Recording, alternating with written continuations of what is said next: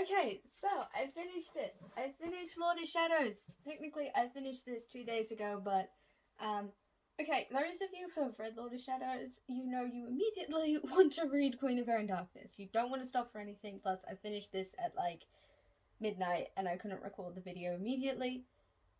And so, yeah, I just had to jump onto the book. After watching my YouTuber's thoughts on it, because I needed someone to understand my pain. Okay, this book was amazing. Read The Dark Artifices. This series is so good. 10 out of 10, but that's it for non-spoilers, so... Spoiler alert, you have been alerted. If you get spoiled now, it's not my fault.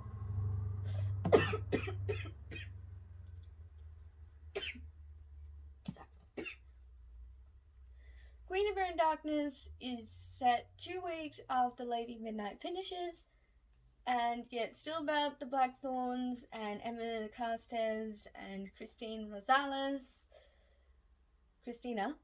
Rosales, and we meet a bunch of other characters in it, and they've got to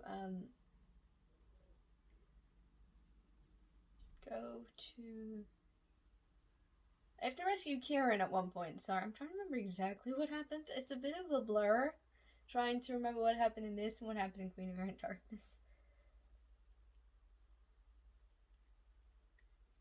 Oh yeah, they have to track down the Black Volume of the Dead, from someone. I know who, but I'll get to that. Okay, I'm just gonna have to get into the thing, because clearly I don't remember enough in any coherent order, because that's what happens with these books. They become a massive blur to me. But I will tell you one thing. It breaks your heart, that book. It breaks it. I cried like 4 times. And okay, maybe it was 3? But I cried a lot. Okay, so we start off and we meet this character called Kit.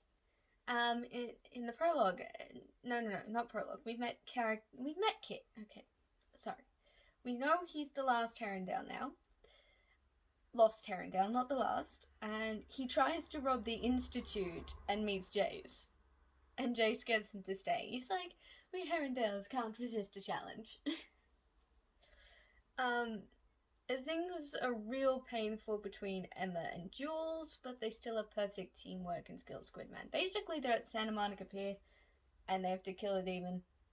And at this point, Jules thinks Emma is in love with Mark and is dating Mark, even though that is so not true. And Emma still loves Jules and is finding it very hard to be around him. And I think Mark is doing better, and Christina knows the truth, which reassures me, because we know she likes Mark, so I was glad that Emma told her the truth. Clary's here too, with Jace, and she and Jace are the head of the New York Institutes now, and they have a secret mission to steal a weapon from the Fae, but it's so weird seeing them as adults. It's so weird. Centurions are to come and help find Malcolm's body. If you remember, in the last book we were introduced to this place called the Scholomance, and the Shadowhunters who train there become what is known as Centurions. And Christina and Diego are back together, like, they kissed in the last book, and now they're boyfriend and girlfriend again, and I'm like, aww. But poor Mark, like, he feels so heartbroken over this, because he really loves Christina. And poor Jules, he's just going through it. This situation is an entire mess. Arthur needs medicine, but obviously Malcolm isn't here anymore to give it to him. And Jules and Kit off to the Shadow Market. Because they need to get the medicine, so that he takes Kit, because Kit knows the Shadow Market. And Jules and Kit get kicked out of the Shadow Market, and Kit feels really lost, because they knew it was a Herondale, but he always thought he had a place in the market. He thought they would welcome him, and now he realizes that it was just because of his dad. No, they didn't. Yeah. And he has no place there now, and he's just so lost, this poor baby. And Emma and Mark are really good friends at this point. Like, Mark goes into Emma's room every night and sleeps on the floor, and they talk, and it's just, And then Clary and Emma talk, and Clary says she has visions, and she's having visions of her own death, and I'm like, no, Cassandra, we can't kill Clary. No. And Kit trains with Jace. That was funny. Because Kit's just like, it's like, Jace gets him up to like the top of the rafters, and he's like, now we're gonna fall. And Kit's like, what? Yeah, we're gonna fall. But with Sky. And Kit's just staring at him like he's mad. And then the Malik family is mentioned, and there's an extra kid, Raphael? Like, okay, I've looked at the, denizens of the Downworld and, notable history of Shadowhunters, and there's this kid called Raphael Santiago Lightwood Bane, and I'm like, is this that kid? Is this him? Did we get to see him? And then research to be done on the tentacle and unseelie court glove, because they go to Malcolm Fade's house and there's an unseelie court glove there and a tentacle from a demon of some kind. And then Ty gives Kit his first ruin. It's an Iratz because Kit punched something when he realized he couldn't stay in the Shadow Market anymore. And then the Centurions arrive, and there's 20 of them. And I was like, this feels a bit excessive. And then Diego has a freaking fiance and didn't tell us, and I'm like, bastard. How dare you hurt Christina this way? But Christina, she's so strong. I love her. And Clary and Jace leave, and Jace gives Kit James Herondale's family ring. And Kit and the twins are forming a trio. I call them the investigative trio. And then Mark really likes Christina. I'm not much a fan of these Centurions. Most are bigots. I hate Zara. Go away! And then John Cartwright is here, and I'm like, yay, it's good to see you, babe. It's good to see you. And he's one of the few of the Centurions that isn't a bigot, and I'm like, good. Marisol would be so disappointed in if you were. And if you don't know who he is, he's from Tales of the Shadowhunter Academy, and just read that book, okay? Ty and Kit become Sherlock and Watson, and I'm like, yes! Sherlock and Watson, let's do this! And then Mark and Christina, like, they had a serious moment. And then Jules and Emma kiss, and I'm like, oh, lovely. And then Gwyn arrives, and I'm like, if you take Mark, you son of a... And then he hits on Diana. Like, the first thing he does is hit on Diana, and I'm like, I did not see this coming. And then Kieran is to be killed, because apparently he killed Irlath, the Fae in the last book, who caused so much trouble. And so he's to be killed, and I'm like, well, the dude deserved it, not Kieran, Irlath. So I'm like, why are we... Okay. So Mark goes off to save him, even though he told Gwyn he wouldn't. And then Emma and Jules and Christina take off to save him. I'm just like, really, we just need communication in this family. I really don't like most of the Centurions. They're making everyone do their laundry. And at one point, Zara's like, I met Jace Herondale once. And Kit stares at her and he's like, wow. Oh my gosh. And the investigative trio suspects them of something. Yeah, they're up to something. And I'm like, well, dang, Shadowhunter magic doesn't work in the ceiling realm? Dang. Also, the Puka took some things. Like, it took Thingy's watch, it took Jace's stele that he gave to Emma, he took this clip from Christina. And then Diana is doing her best to, like, distract the Centurions from the fact that the others have run off. And Zara is up to something. And Livy and Kit kiss? That was really odd. Livy was just like, look, you're the only Shadowhunters around my age who I'm not related to who isn't an idiot. Who isn't a Centurion. And I've never been kissed before. So they kiss. And I'm just like... I don't know how I feel about this. Oh, by the way, when I say the Centurions are bigots, I mean, like, they hate the Downworlders, and I'm like, I'm gonna stab you.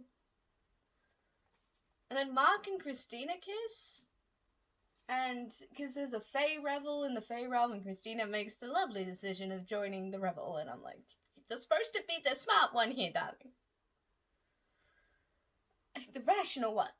And then she kisses Mark, she drinks something, and she thinks she's under the influence, and she's not, because it was just simple fruit juice, and then it's the whole thing. And then a Fae tries to seduce Jules by looking like Emma.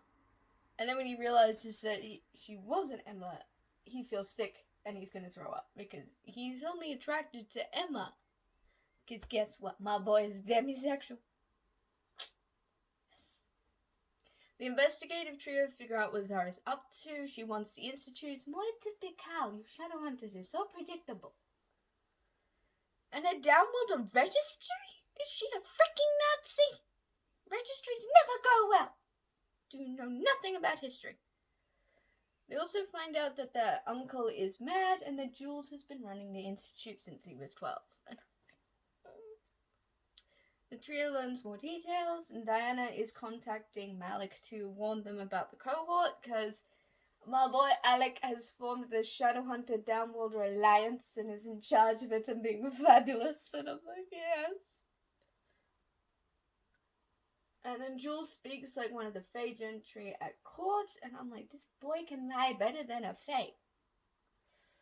Well, okay, Faes can't lie, but you know what I mean. And then Emma Jules and wins, and is revealed to be her father, because there has to be a fight to the death to save Kieran. And then they take off the helmet, and it's her father, and I'm like, lies! He's a Fae, they lie, even though they can't lie. Faes are confusing. And then the court is getting messed up, and they need to leave. And then we cut back to, the Institute, and Malcolm came back to life, and I'm like, yep, I'm not surprised. You never believe someone's dead until you have their head mounted on your wall.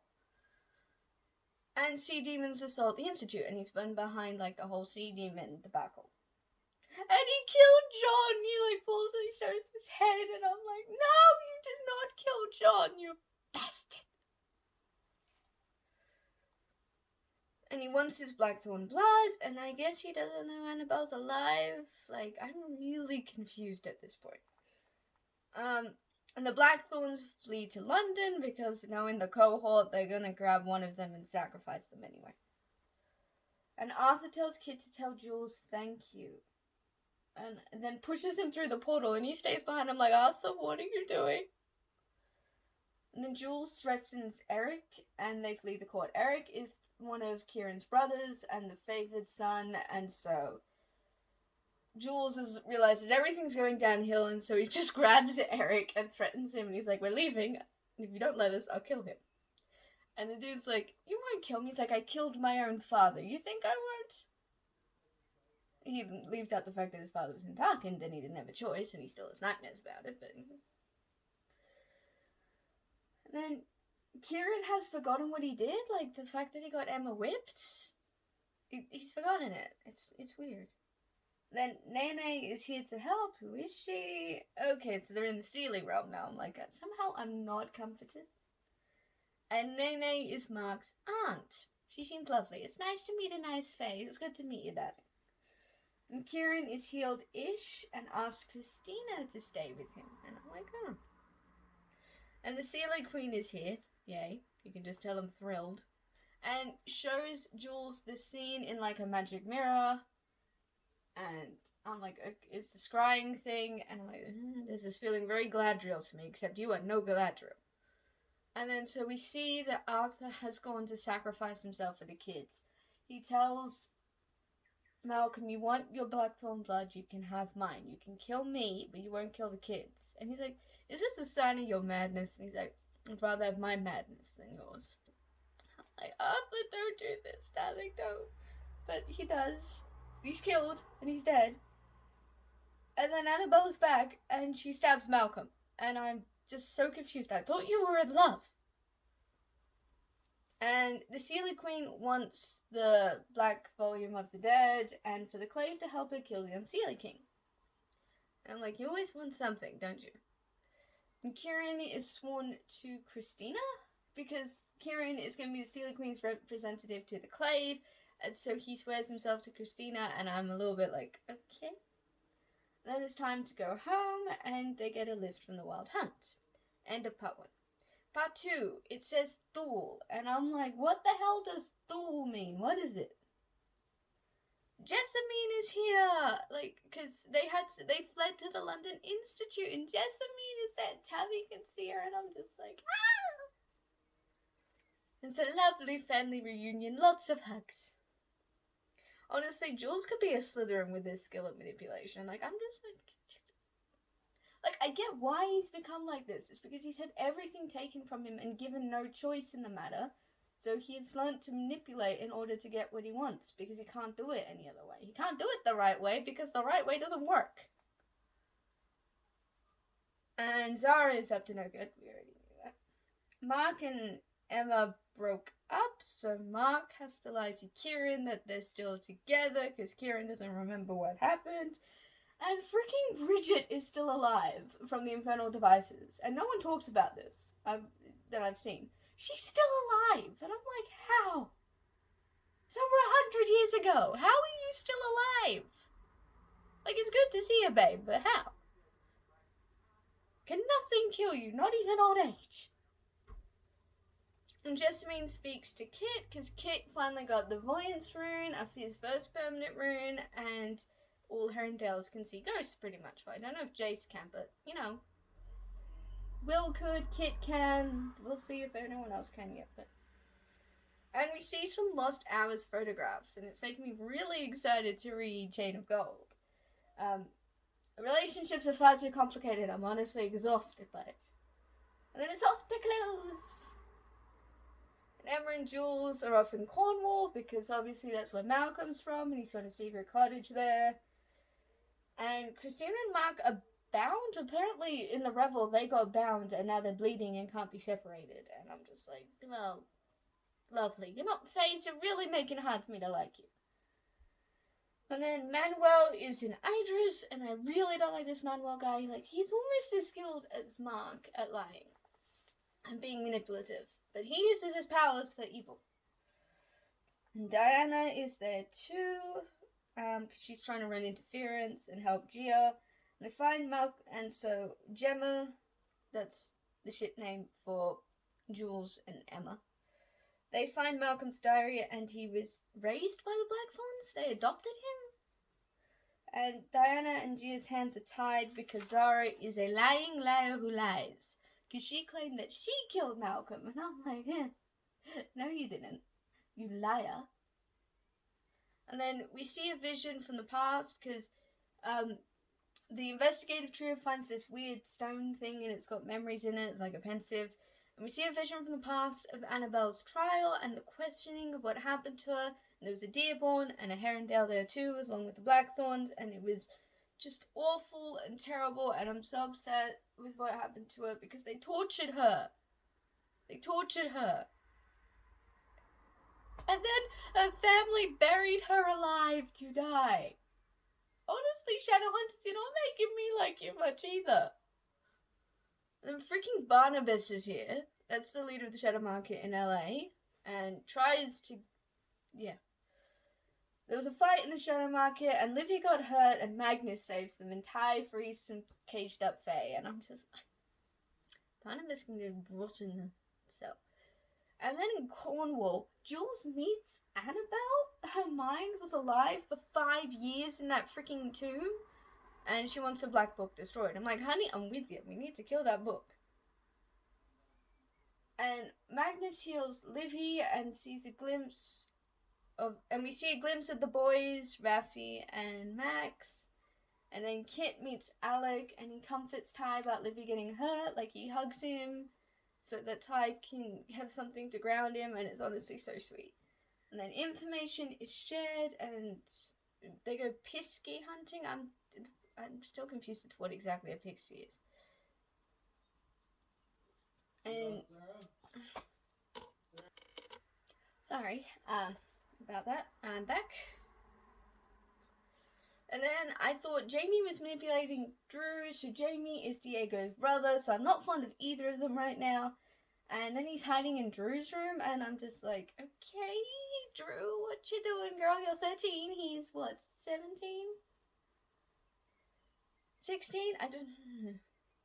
Because the problem with Drew is her body is developed early, so everyone thinks she's like 16. Julian's nearly killed several guys because they kept hitting on her. And then Diana goes on a date with Gwyn, and it's actually really cute. And Gwyn is so sweet to Diana, and I'm like, oh, this is so cute. This is so lovely. Like, they go to, it's so cute. But then the blight that is in the Unseelie realm, that's the reason why the angelic powers don't work there, has reached Alicante? And I'm like, what? Well, it's reached Idris. It's in the Brosseland forest. And then there's more Drew and Jamie, and I'm just like, Jamie, bro, I don't know if I can trust you. I want to, but I don't know if I can. And then Christina dances with Kieran and Mark, and Mark has kissed her, and I'm like, because Mark kisses Christina, and they were dancing, and then Kieran walks in, and he's like, that's not how you dance with a lady, so he intervenes and then dances with Christina, and I'm like, okay. And then Ty and Kit go on a nighttime adventure. And Emma and Jules kill a Thule, whatever that is. And Jules threatens a Pisky. It's a bit far, mate. It's a bit far, because the Piskies told them that Annabelle was in this church, and they go into the church, and it's a trap, so he threatens the Pisky, and I'm like, because Emma got a little bit hurt, and I'm like, bro, that's a bit far. The Pisky, it's a bit far, mate. Leave the Pisky alone. Kieran meets with the good brother, Adon, I think is how you pronounce it. And then the bad brother, Eric, threatens Christina, so Kieran kills him. I was like, that escalated quickly.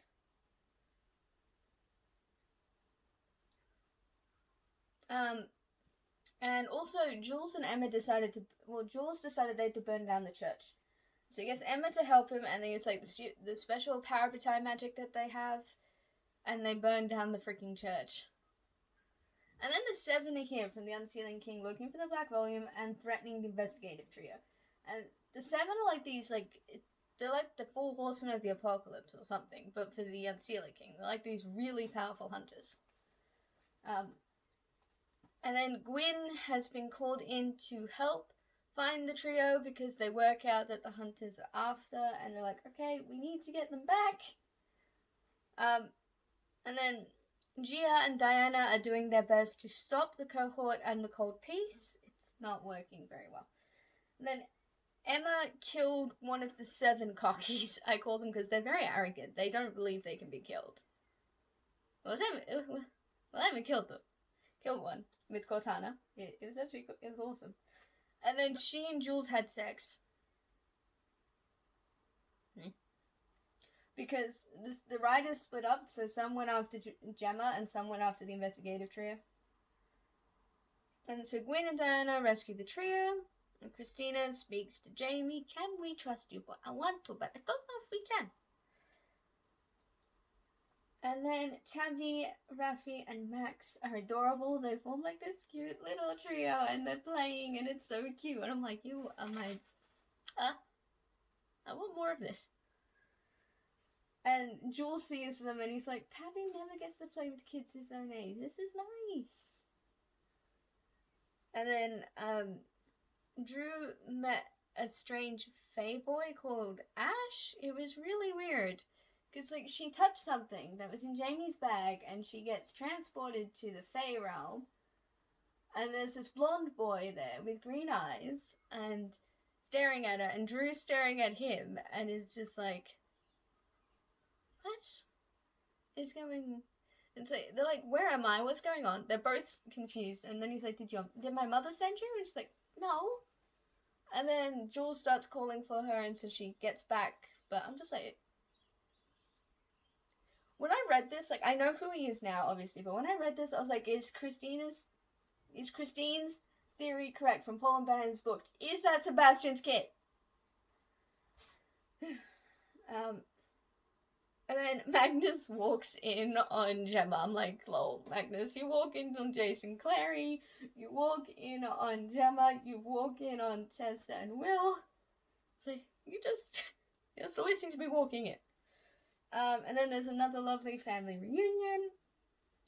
And then there's this awesome, empowering moment where Diana explains to Gwyn that she's trans and everything that she went through. Like, she always felt, you know, that she's a she. And her sister accepted that, and her parents kind of did, but they knew the rest of the Shadowhunter world wouldn't, so they told her to hide it. And then eventually they went to Bangkok, and then her sister died there, and Diana decided to go through the mundane operations to become who she truly is. And so they said that their son died, not it. Yeah, and then they're dead. So now, yeah, she is the last Wayburn. It was very tragic. And she's a queen, and Gwyn's reaction is so sweet. He just hugs her, and he's like, I was right the first time I saw you. You are brave. And then asks if he can kiss her, and then they kiss, and I'm like, ah. And then plans are made, Alec to take the little ones to Alicante to keep them safe. And it's a heartbreaking goodbye with Tabby, because Tabby's begging Jules not to go again, and I'm like, that'll break my heart, Tabby. And then I hate the Unseelie King, because Kieran tried to talk with the good brother, and then the Unseelie King intercepts and tells him the truth, like, shows him his memories, and so Kieran realizes that Mark has been lying to him, that obviously they can't be together, and he's very angry. And then Kit and Ty have this very, very sweet moment, when Ty's like, Livy would, it's like, if I were gone, Livy would miss me, my family would miss me. He seems like less sure on that one.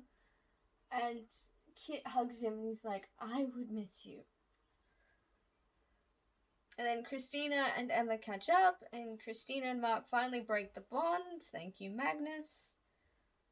And Christina and Kieran talk, and Mark and Kieran talk, and yeah, that whole relationship is complicated.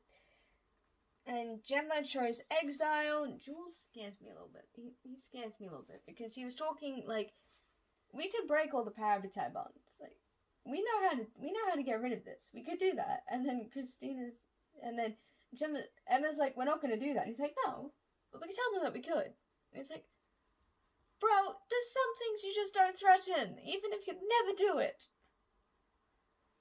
And Kit is recovering. He hurt himself. And then the 6 hunters are here, because remember, Emma killed the 7th, and they threaten a freaking child, so Emma goes to stop them. The others join the fight. It goes poorly until Annabelle shows up, and I'm like, what? And one of the hunters looks at Kit and is like, I know your face. And I'm like, why do you know his face? You know nothing, go away. She read Ty's letter, and Jules persuades her to testify that she killed Malcolm. And we also got the black volume. Now, don't be stupid. He worries me. Don't be stupid with that. And then the next scene.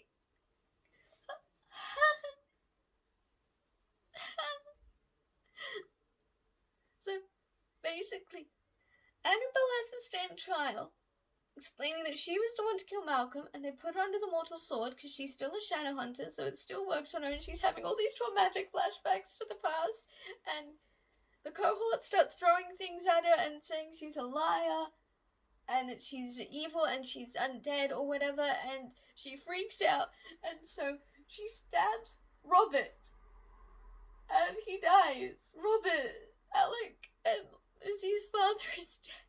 I'm like, no.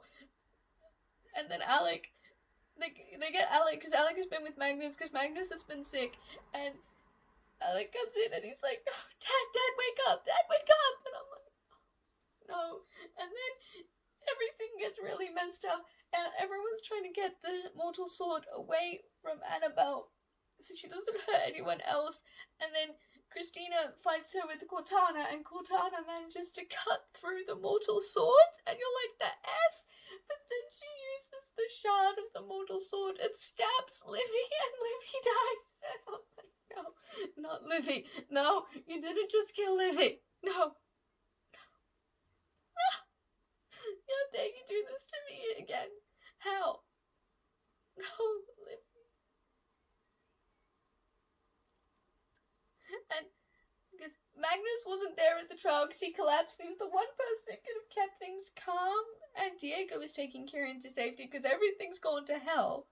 And Tessa's sick as well. It's Magnus and Tessa. It's like all the warlocks are getting sick. And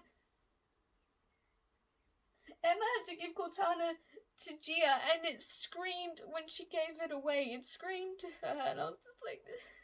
And then Annabelle disappeared, and there was the Unkeely Sings symbol, and that's when it ended, and I was just like, I can't. Like, that's why I couldn't stop to do a video or anything. I had to keep going, because she killed Livy, and I was just like, no. I was hysterical. I was sobbing so hard, and then I come out, and I'm like, he killed, and he's just like, you know, they're not real, and I'm like, I know this, but that's not helping right now. I'm still not over this, and I'm not over it. This book was amazing, and I haven't done justifiable justice. I loved the development of Kit's friendship with Ty and Livy, and he looks at Ty at one point and he's just like, I want to stay. He thinks in his head, I want to stay with you. And he realizes that he wants to stay with the Blackthorns in the Institute. He doesn't want to run away anymore. And that was so beautiful, and honestly, Christina developing the relationship she has with Kieran is just so touching as well. That was done so well. So beautiful. And then Gwyn and Diana were like my favourite couple in this entire thing. Because obviously Gemma has its own issues and Malik is not the main couple, so I'm not going to count them. Because they're not there enough for me to count you. I'm sorry, I love you babes, but you're not there enough. And the three, they're confusing me. I don't know what they're doing. Okay, I do, but when I was reading this, I didn't know what they were doing. And I love them. And I loved learning more about Gwyn and Diana. I love them individually as characters, and I love them together as a couple. And yeah. Okay. This book is so good, you need to read it. Yes. And I did manage to get a special edition of it.